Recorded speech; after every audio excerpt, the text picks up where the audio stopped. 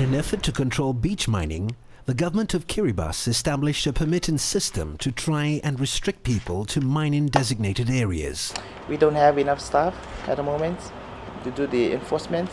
We also have we experience that the miners not only carry out the activity during the working hours where the staff are available in the office, but they can do the mining during the nights and during the weekends. And so that's also another problem. Also the problem is maybe the lack of awareness by people. The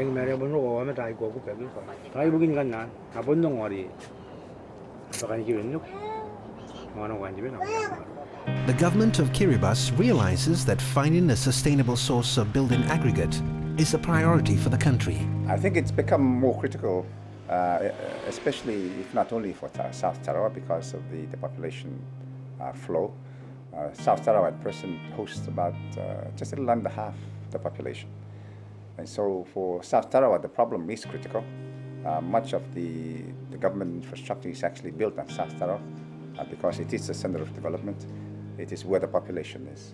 So that brings a lot of pressure and need for aggregate for the building of infrastructure.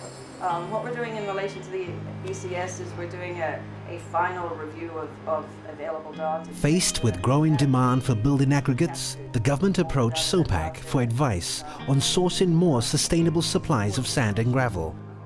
As part of an EU-funded project to reduce vulnerability in Pacific states, SOPAC used a mixture of scientific, economic and social assessments to determine the viability of dredging aggregates from the lagoon bed. Computer models were used to help determine if aggregates could be dredged from the lagoon in an environmentally and economically sustainable way. In terms of cost, the lagoon bed resource makes the most sense. And that's because we can land it on shore at a price that would be likely to be affordable by your average family in South Tarawa. Whereas if we import aggregates from a larger high island, they're going to be landed at a cost that's probably going to be prohibitive to your average family, and so it won't replace beach mining. We know in one resource area we have a 50-year supply, and SOPAC's been involved in surveying a second resource area that could be another 50 years at least.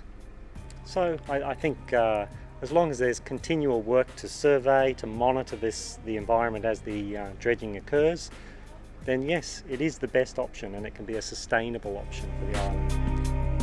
Armed with this information, the Kiribati government has developed a funding proposal to establish a government-owned company to dredge aggregate material from the lagoon.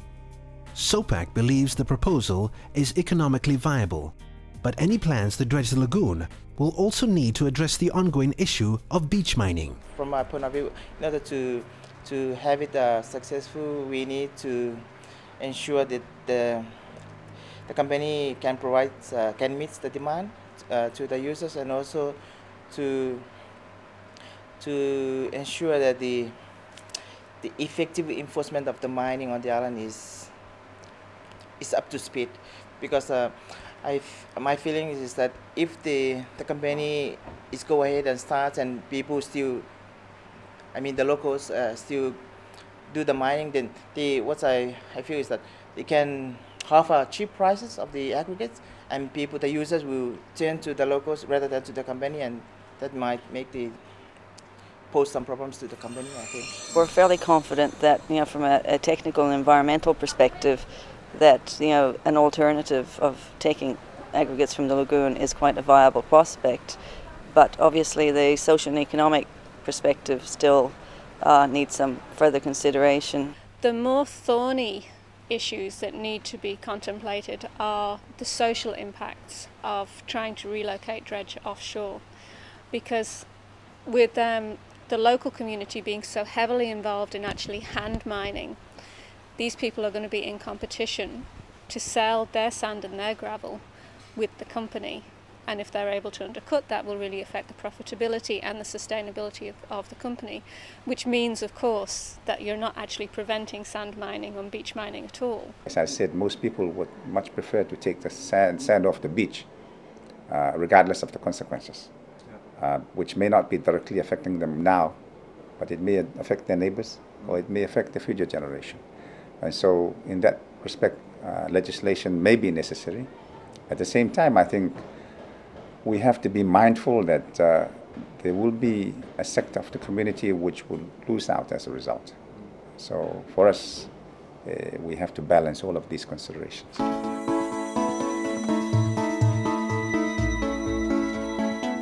I think a very important issue here is to make sure that everybody understands what the consequences are of beach mining. Okay? And when the survey of households was done to find out, how much beach mining was going on by families, it was clear that not everybody understood what the consequences were of taking sand and gravel from the beaches, and the fact that this actually led, in some cases, to erosion. The government plans to support the dredging proposal with an increased investment in regulation and programs to educate the public on the continued risks of mining Tarawa's fragile beaches. SOPAC's Dr. Webb believes it is vital for Kiribati to focus on practical solutions that can help to reduce their vulnerability to the impacts of climate change. We are looking at a fairly sobering outlook in the long term for very low-lying atolls in terms of climate change predictions. However, I think we need to be mindful that people here are living in their traditional homes, in their traditional ways, on their island that they've inhabited for thousands of years. And we can't just pull away and say, well, there's no point in managing the environment, it's all over anyway. We still need to try as hard as we can to keep the island as resilient and healthy as we can. SOPAC believes the government of Kiribati may also be providing an invaluable model for other small islands that are also facing difficult choices in an uncertain future. I think that this is an ideal example of some policy fusing together to be able to make people better informed, because it gives them a chance to see the pros and cons of a situation from all sides. They've got a fantastic wealth of information to allow them to produce a very robust, well-considered and well-rounded policy. Problems such as global warming and sea level rise may be far beyond the influence of tiny countries such as Kiribati. But its leaders realize they must now do everything within their power to protect their land, their people, and their future. I think this is the biggest challenge for mankind, I think, in this millennium. And I hope that we take this seriously.